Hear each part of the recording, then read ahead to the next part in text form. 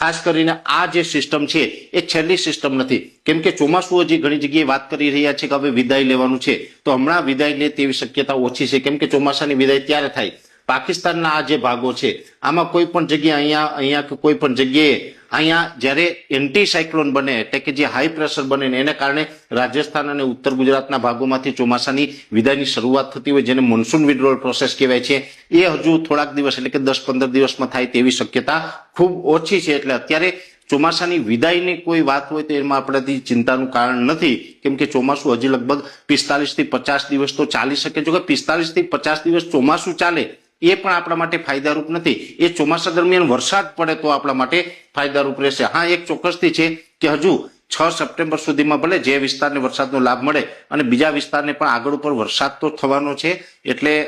વરસાદ થશે તો પાણીના રૂપમાં ફાયદો કરે, પણ અત્યારે જે ચોમાસું પાક છે એમાં તો અત્યારે જો સમય ન થાય તો આપણે નુકસાની ગણવાની છે. એટલે આ પ્રકારની અત્યારે સ્થિતિ છે.